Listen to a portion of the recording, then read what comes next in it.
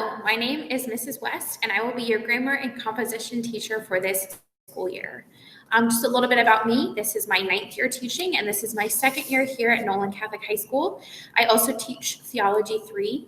And so if you were in my classroom, you would see all of the lovely theological things I have around the room. But I am very, very excited to be teaching this course. This is the first time that we're offering grammar and composition here at Nolan Catholic in an effort to be more aligned with our classical education goal and start a tract to get you guys a little more familiar with the humanities, so studies that help us figure out what it means to be human and answer these questions that kind of transcend one time or place or one specific type of people, and they're questions that are common to all of us as humans. So this year, we're going to be starting off very basically with grammar and composition. So just a quick overview. Grammar has to do with language. So right now I'm talking to you and you're understanding what I'm saying. You can read my name on the board, Mrs. West, grammar and composition. We can see letters, we can translate them in our brains to understand the meaning of the words. And so it's a very unique thing that we're able to do as humans, which is to communicate in this higher level than just animals are able to. So we're going to be really diving into language to making sure we understand how it's worked, how it works, how it is used. We are going to go through different parts of speech, so elements of grammar, and then we're going to be using those and practicing ourselves as we write our own compositions. So what I'm going to do right now is I'm going to go through the grammar and composition syllabus with you. You should be able to access this through RunWeb and through Google Classroom. All right, so to start off, in the front box, my name is Teresa West. Our class is located in C12, so if you're able to join us in person, that's where you'll be. Our virtual students, my tutoring office hours will be Mondays from 3:15 to 3:45. So if you have a question, I'll be running a Google Hangout, and you're free to join if you need. It's not required by any means. If you need to contact me, email is the best, so twest@nchstx.org. If we are having a video lesson, feel free to contact me through the chat as well. The course guide description. Grammar and composition develops a student's understanding of the art of language, focusing on the fundamentals of grammar, usage, and mechanics while cultivating style. Students will learn how to use a dictionary and understand the components of word entries. Students will learn Greek and Latin root words. With this foundation, students will develop their writing skills, focusing on the elements of composition and the academic essay. Following the classical mimetic tradition, students will learn how to write effective sentences, paragraphs, and essays by studying well-ordered and beautiful works that are worthy of imitation. This course will provide the foundations for successful academic and personal essay writing. So yeah, just a quick description of what our goals are in this class. Again, to just understand a little bit more about language, how it works, how it's used, to read snippets of great works, and then to compose in a style that is similar to what we're reading, and then we'll have some time to experiment with different styles of writing according to your interests. One of our grammar and composition teachers is an English freshman teacher, and so we're working very closely with her to make sure that we're not overlapping with your English class. So if you're writing an essay in English, you're not going to have to come to grammar and comp and write another essay. We're aware of that schedule, and we're going to be very accommodating with that. We're also going to be using the same rules, so there will be some times where we'll talk about something that you've just learned about in English, but we're just hoping to reinforce it and to not contradict with our content. Our course goals and objectives. The goal of this class is to develop a more robust understanding of language and how it is used in both spoken and written form. You will learn how to read well, think well, and speak well. Our objectives: use the symbols of language effectively so as to communicate effectively to others. Understand and effectively apply the writing process through literary analysis. Sharpen critical thinking skills by connecting what we read with both personal experiences and problems we face in contemporary society. Recognize and apply universal themes found in classical literature, and be able to determine what separates a classic from what is merely popular. Grow in confidence through an increased ability to effectively argue one's position in a written format. So yeah, those are our objectives. Again, this is the first year of this course, and my colleagues and I are developing the course as we move along. We do have a textbook that we're going to be using, and there's a textbook that we'll have as teachers that will kind of help guide you guys through the grammar. We'll be posting anything that we ask you to read that's additional to that textbook. If we're reading a short story, if we're reading a poem, we'll make sure those things are accessible to you. But really, we ask for your grace and your input as we move through this semester. I'll be checking in with you guys to see how it's going, to see if you have any suggestions for improvement on the course, because again, this being the first year, we're still trying to fine tune it. But we're really, really excited to be working on this new course and have this opportunity to teach grammar and composition. Your required textbook is Writing and Rhetoric Book 10, Thesis Part 1. So you should have that, and you should bring that to class with you when you log in virtually. Grading expectations. So for you guys, we do ask that you be logged into the Google Classroom on time. I will take attendance for you. And so I'll be posting at the beginning of each week what my expectations are as far as you showing up to class. And so if I ask you to be there, right at the beginning of class, then that's when I expect you to be there. If you're having issues, again, emailing me is the best option. If you're absent from class, so if you do have to miss for some reason, doctor's appointment, internet, fails or whatever, you are responsible for the material covered during the class you've missed. Now, the nice thing about us being distance and you're recording my classes is you can go back and watch a lecture later, and then you can let me know if you have questions based on it. You can pause it, you can rewind it, and so that is one of the pros of this distance learning situation. So it's a blessing.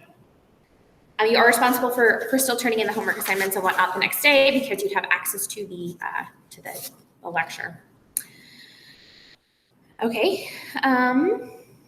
So yeah, you can go through these requirements. Assignments are due at the beginning of class or when collected in class. And for you guys, it'll just be an online submission. There's a timestamp on Google Classroom, so we'll be able to see when you turn it in. If you find yourself in a position where homework for this class might not get done, email me before the next school day and ask for an extension, providing the reason why your homework is not completed. If the reason is valid, I may give you an extension. So again, just communicate with me if you have any questions or concerns. Major essays and projects will be docked 1 letter grade for every day they're late, including weekends.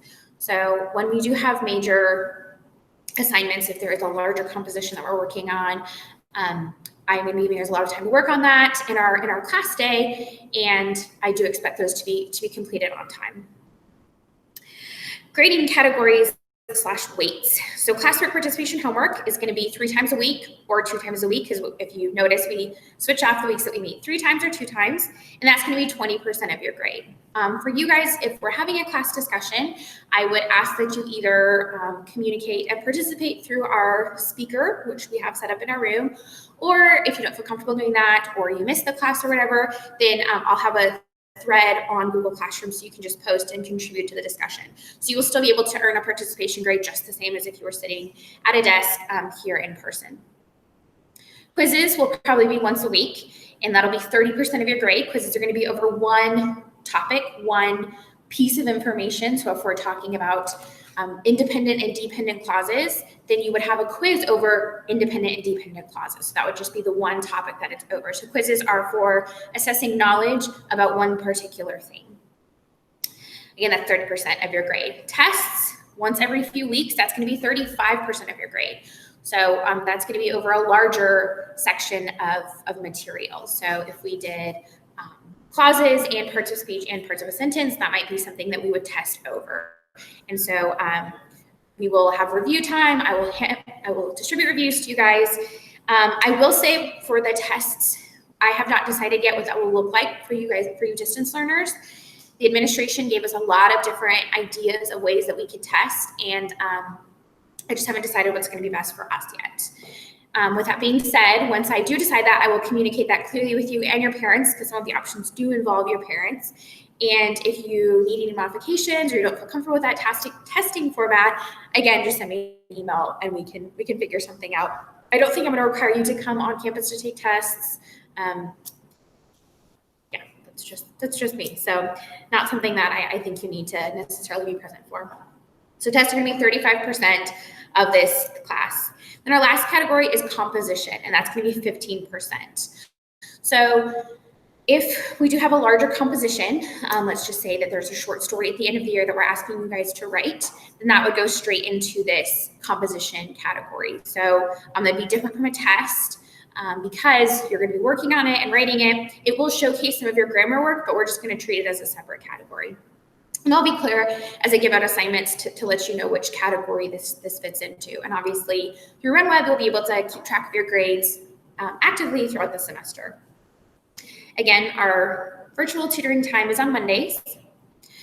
Now, with this class, since it is grammar and composition, we are going to, hopefully not, but we could potentially run into the area of plagiarism.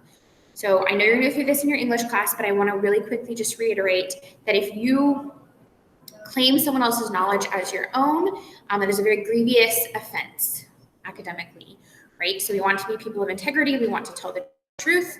We want to make sure that we're being honest about the things that we're learning, the things that we're writing. So if you compose something, go ahead and feel free to put your name on it. If you want to quote someone else, that's okay. Just cite them, right? So put that quote in there, right? I like quoting scripture. I'm a theology teacher. As long as I cite the Bible and don't claim that it's my own, I'm okay, right? I also want to make sure that we're using authorized sources. And so we'll talk about that. Now, we're not going to get into this too much with grammar and composition. I want our compositions to be more kind of fun, right? So short stories, imaginative, maybe poetry. Sometimes you're just going to be writing paragraphs or just sentences.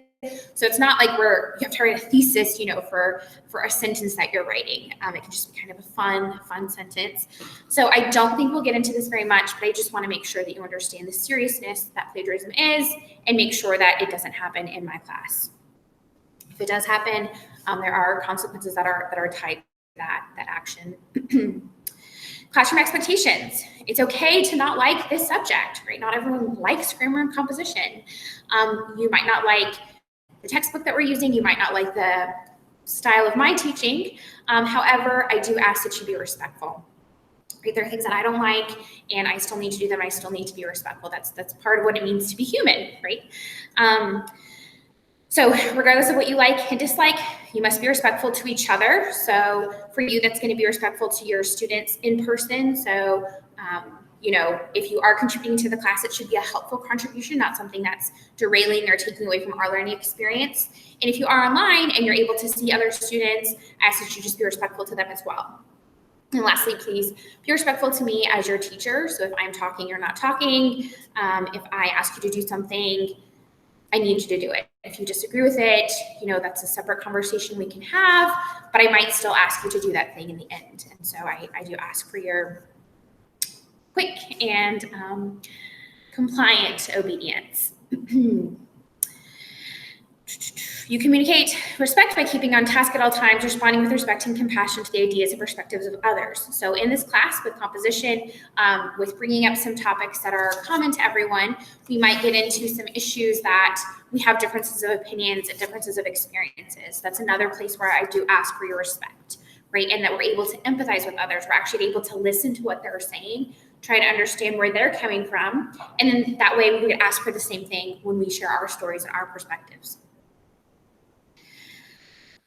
All aspects of the Nolan Catholic Student Handbook will be enforced at all times, right? So infractions, even if there's something we're having an issue with online, that's going to be something that I'm still going to bring to administration if we can't work it out together. So I do ask for you to, again, listen, to change anything that I'm asking you to change. And yeah, just follow the rules and have fun. Food and drink policy doesn't really apply to you. With the phone, though, I will ask that while you are present for my lecture, that you strive to not be on your phone. It would be even helpful to put it in a different room, out of sight. I'm not saying this because I hate cell phones. I am saying this because I know what a distraction phones are, right? From personal experience with my own cell phone, I know that if it's on the table and I'm working on something else, it's just a temptation, right? It's just something that is almost pulling me to it. The way that they, do the colors, everything else, they're using our neurons in our brains to distract us and to draw us back to it. And so I'm asking that while I am lecturing, that you are paying attention to my lecture, right? Again, even if you don't like it, even if it's boring, I ask that you are focused, right? Also, because we are distant, we have maybe less time to ask questions. If I have you there for 30 minutes and you were kind of paying attention and then you're doing this and you're like, oh, I don't get this at all. It would have been helpful if you were actually fully paying attention and able to figure out what you're not understanding as it's happening. So I ask also because the in-person students have to have their phones away. So I'm going to ask that you, in solidarity, put yours away too. You don't need to worry about hall passes. The course schedule of topics is subject to change, especially since this is, again, our first time doing this. We might find that the whole class is really struggling with capitalization. Don't think that'll happen. But if it is, we'll have to just adjust what we had planned. So for grammar, our focus on grammar and logic, we're going to be looking at definitions. Again, etymology is where words come from. Many have Greek and Latin roots. Parts of speech, parts of sentence, punctuation, diagramming sentences, phrases and clauses, and the correct usage of words. On the composition side, we're going to be writing complete sentences, different types of sentences, simple, compound, complex. Writing paragraphs, different types of paragraphs, right? A research paragraph, an imaginative, a persuasive. Writing compositions. We have beautiful spaces out here at Nolan, and sometimes you might go outside and write, and then I'm going to encourage you guys to grab your notebook and you guys to go outside and to write something or do some sort of reflection. And so something to look forward to. Writing summaries and reports and writing stories. I'm not saying that we're going to be doing a ton of writing. We haven't figured it all out. A lot of it, though, is going to go back and forth and hand in hand with the grammar. So we're going to learn a grammar topic, we're going to do some composition. We're going to always be circling back to make sure we're strong in our grammar, and that we're learning these different forms of writing. Our assignments on writing and rhetoric are going to come mostly from that textbook you have. All right, on the next page, we have an academic integrity pledge. Once you sign this, which you're required to sign, you're going to pledge that you're not going to give or receive any unauthorized assistance on exams or assignments. You're going to pledge the work you submit will be your own. You'll take responsibility for any grades you receive. You pledge to ask for assistance from me, the teacher, if you're confused, rather than copying another's work. You pledge to assist your classmates by assisting them in understanding questions and directing them to me, the teacher, when necessary, without sharing your own work.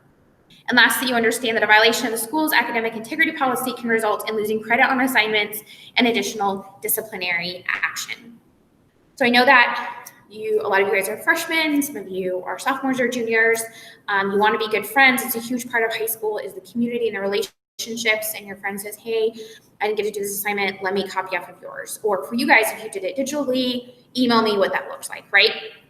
Maybe you think that you're being a good friend, but that's actually not being a good friend, right? So a good friend helps them understand what the question is, or to say, you know what, you should really ask Mrs. West. She explained it really well to me.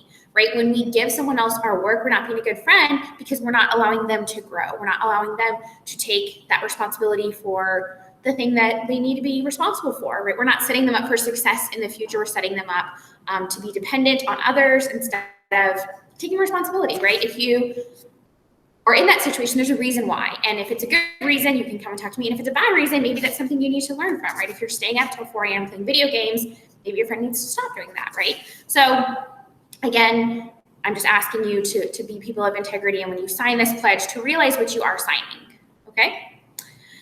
Lastly, distance learning. Preparation. Similar to in-person, I asked that you would review assignments, deadlines, and readings posted to Google Classroom. That's going to be my primary form of communication, and so I need you to follow up and to see what that's going to look like for each week. Be prepared for learning each day by logging into Google Meetings scheduled by your teachers.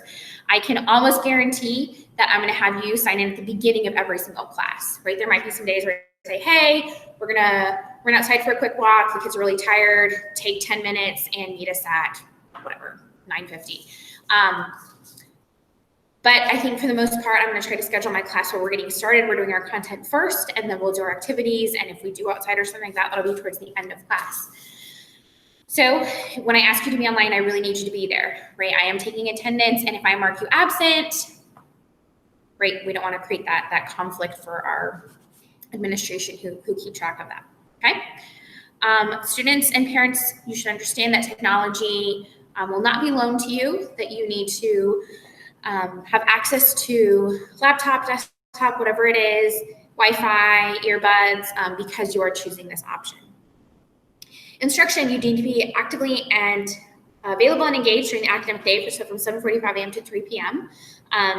Again, if we're having a conversation in class, I'm going to ask maybe that you stay on for longer than that 30 minutes, or maybe I let you take a 10-minute break and then you hop on when we're doing our discussion.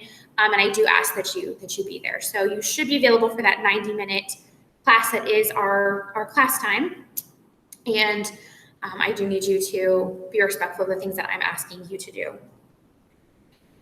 Complete assignments and tasks and submit evidence of learning as required by the teacher. So again, especially with our block day, the fact that we meet every other day, there's no reason why you shouldn't be able to get stuff in on time. If you're having trouble, email me as soon as you're having trouble, right? We can figure something out, you and I can, but if you're emailing me later, it's much harder for me, and also it's hard for me to trust that you were actually having that problem at that time because there's no evidence.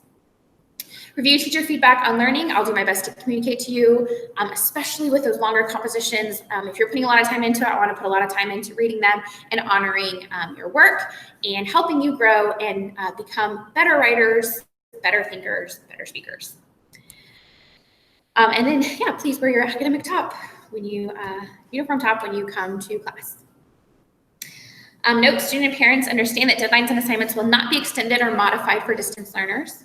Students participating in remote learning are accountable to the same deadlines, missing more policies and assignments as students participating in person.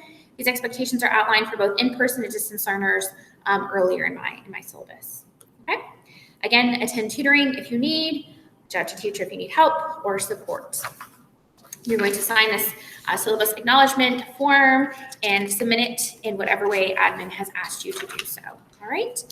So again, I'm very, very excited for this school year. I look forward to getting to know you, albeit virtually, and I am committed to doing my best to being an advocate for you in this classroom, to including you in our community. And so welcome. We are happy that you're here.